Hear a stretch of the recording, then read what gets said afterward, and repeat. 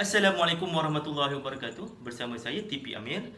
Video pada kali ini saya nak berkongsi dengan anda semua berkaitan dengan SD card. Singkatan kepada Secure Digital Card. Baru-baru ni saya ada beli SD card dan saya ada pasang di sebuah gadget. Tapi gadget itu tidak berfungsi. Selidik punya selidik, rupanya SD card ni dia ada jenis dan kelebihannya tersendiri. Jadi pastikan anda semua tonton video ini sehingga akhir dan enjoy dengan video pada kali ini.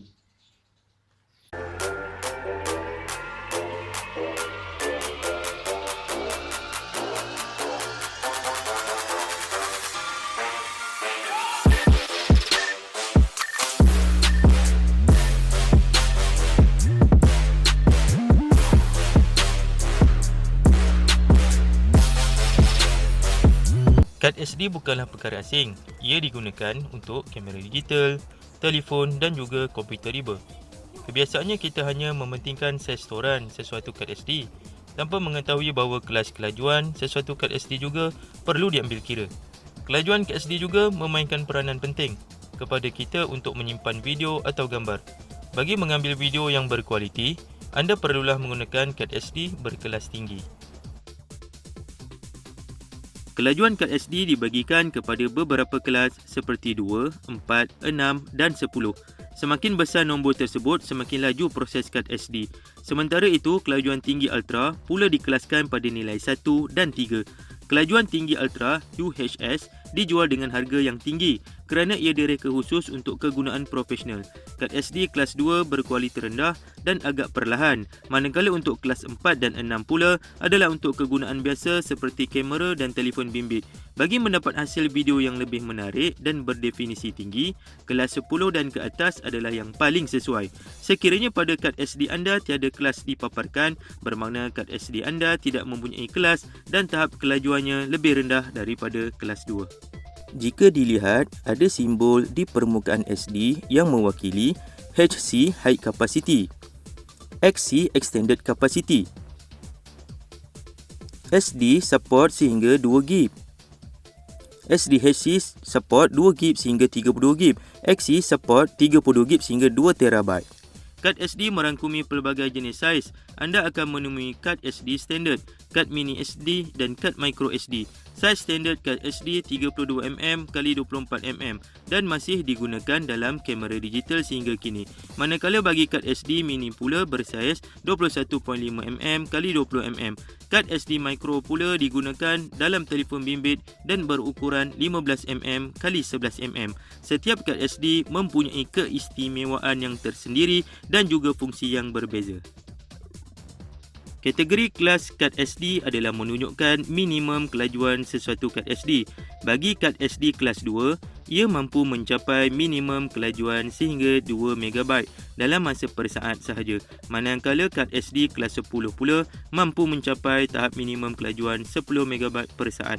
Begitu juga dengan tahap kelajuan bagi 4, 6 dan 8. Pemilihan sesuatu kelas ini berdasarkan keperluan kita, sama ada kita ingin mengambil video yang berbentuk HD atau video biasa. Kelas kelajuan dibuat sesuai dengan kegunaan kita. Contohnya kita ingin merakam video yang berbentuk HD, maka kita perlu menggunakan kad SD yang mempunyai kelas yang tinggi seperti kelas 10, U1, U3, V6, V10, V30, V60 dan V90. Selain kelas storan kad SD juga dijual dalam kapasiti yang berbeza. Anda boleh memilih kad SD bergantung pada saiz kapasiti storan yang anda perlukan seperti 4GB, 8GB, 16GB sehinggalah yang terbesar seperti 512GB. Apakah perbezaan antara penilaian A1 dan A2 pada kad memori micro? A1, kelas prestasi aplikasi 1A1 ditarifkan oleh spesifikasi SD fizikal 5.1. Bukan hanya untuk menyimpan peta, gambar, video, muzik, kamus dan dokumen, ia juga memungkinkan pengguna dibebaskan dari lambat untuk menyunting dan mengemaskini data. A2, kelas prestasi aplikasi 2A2 ditentukan oleh spesifikasi SD fizik 6.0. Ia menjadikan kad memori SD berprestasi lebih tinggi daripada prestasi A1 dengan menggunakan fungsi command dan cache.